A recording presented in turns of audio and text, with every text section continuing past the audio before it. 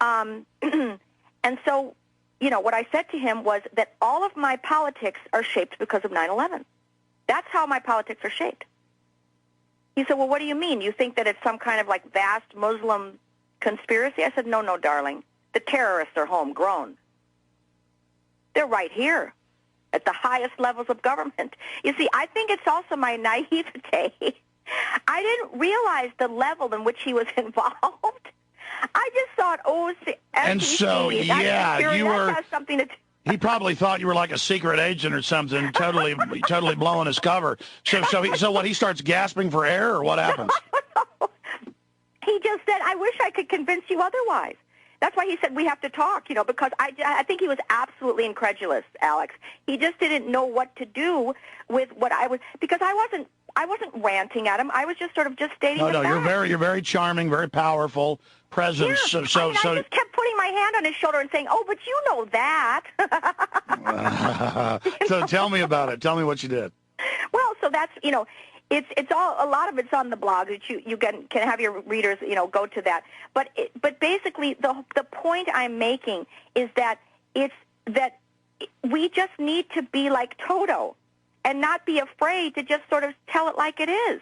And it's not a matter of, you know, I don't think it's for me anyway, just my style, personal style, is not a matter of ranting, but just sort of saying, oh, you know, the sky really is blue. You know, I know they're telling you it's green, but hey, check it out. Look at it. It's blue. Really now, is. he also started trying to sell Barack Obama, saying he spoke at Cooper Union, same place Lincoln gave his key speech. They're both from Illinois. But, that's what he did. That's exactly what he did. And I said, well, you know, he's completely bought and sold. I said he's owned by Brzezinski and the Council on Foreign Relations. But see, I didn't know at that time that he was a member of the Council on Foreign Relations. And what did he say? I Googled that later. So I went on about the Council on Foreign Relations, you know. But then I also tied it in, the story I tied it in because, you know, when they had that whole thing about, like, Barack Obama's related to Cheney and Brad Pitt's related to Barack Obama?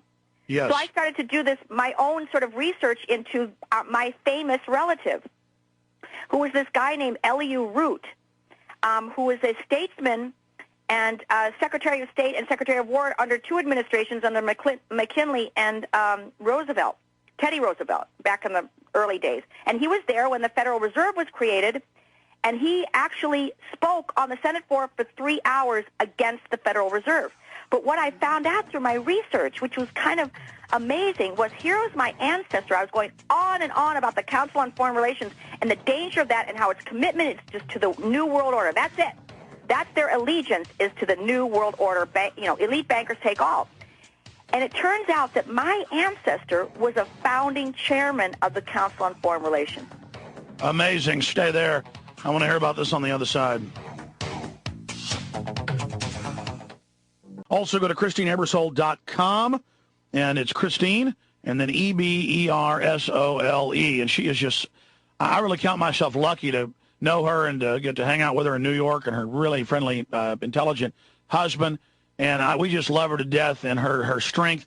You were continuing. You've got the floor. I mean, tell me, I mean, obviously it's great to read it in the article, and you've got it detailed. It's long and powerful, but it's better to hear it from you. I mean, break down his responses, his skull and bones, former Security Exchange Commission head, Bush's buddy, his minion, involved in overseeing so much of the banking corruption we're now witnessing. Christine, tell us more about it.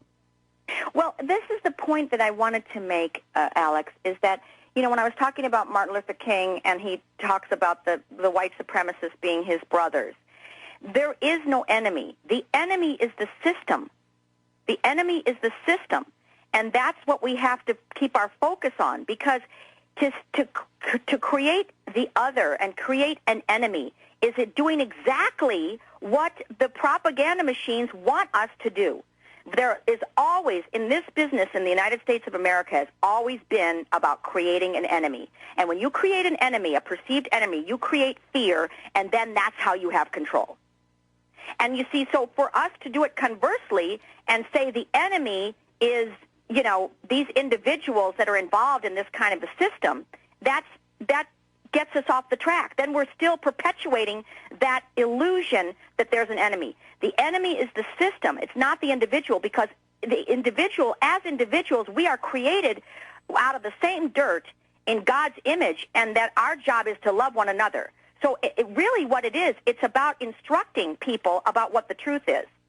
And so even the oligarchy, even the ones that are in high levels of position, it's really about being able to change the consciousness. It's not about eliminating these people. Of course, it doesn't mean that people aren't have to have responsibility for, and there are consequences for actions. I believe that there are consequences. There should be consequences. But really the ultimate goal in humanity, with human beings to one another, is to be able to bring consciousness to one another and wake people up to the truth.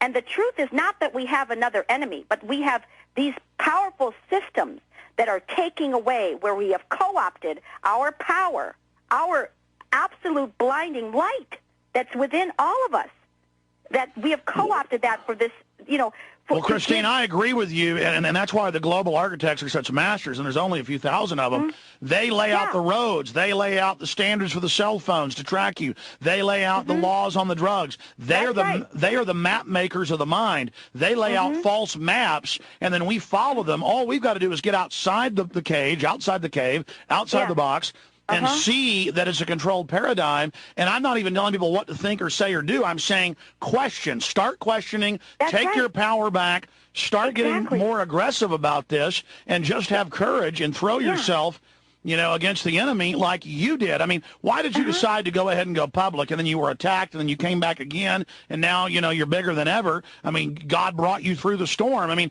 what was that final clicking point when you decided to go public?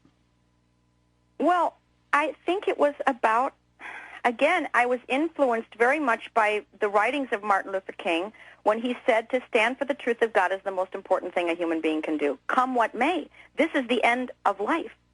That our life is not about trying to seek pleasure and avoid pain, but it's to stand for the truth.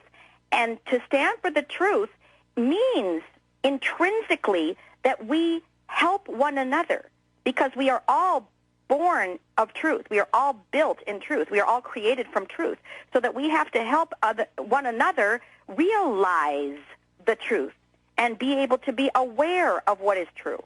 And what is true is that we are all the sons and daughters of God, because we were created in his image.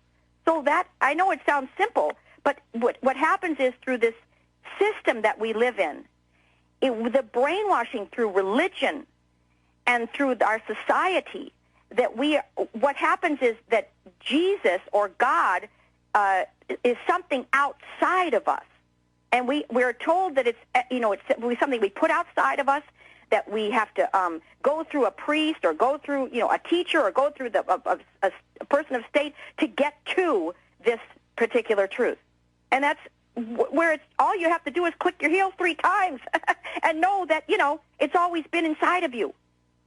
But that's what we've forgotten. Well, the Bible says that humans are made in the image of God, and that what we envision, we can create. And if you look at what was science fiction 100 years ago is now real today, and what was 50 years ago is real today, and 10 years ago is real today, what we envision, we figure out later how to construct. I mean, that is an amazing power, and life is so beautiful and wondrous, and there's so many experiences and so many adventures, and that Madison Avenue then tells us that we're inadequate, and that we've got to have, their products and their system and their pettiness, or they sell us the fraud of there's boogeymen under every table. Give up all your freedom because the terrorists hate your freedom. I mean, it isn't 2 + 2 = 4. You're right. It's basic lies. Their basic logic is a fraud. That's right. So that when they tell you that 2 buildings, 210-story steel buildings, fell in 10 seconds on their own footprint after burning for 45 minutes because of jet fuel? No, I don't think that's the truth. Why do we know that's not the truth? Because it's in defiance of the laws of the universe. That's like saying, it's this mythology that we grow up on. This big fat guy in a red suit is going to squeeze down a 9-inch pipe. Doesn't matter if there's a fire in the fireplace or not, after parking a 2,000-pound, sleigh on your roof with 8 reindeer eating carrots waiting for him to come upstairs. And then he delivers presents under your tree, but only if you are sleeping. That is the perfect metaphor. Because when you're awake, you see that mom and dad are arguing about the instructions they couldn't get, couldn't understand on the present that they bought you. You see? So that's what and he knows if you've been bad or good. So be good for goodness sake, which means be asleep. And that's the brainwashing that we are constantly fed. No, I know. I mean, I refuse to tell my children Santa Claus is real, and they get around their friends and other people, and they come back and go, no, they say it's real. But I'm not going to start with delusional lies from the beginning with them. It's just like when I was about 2.5.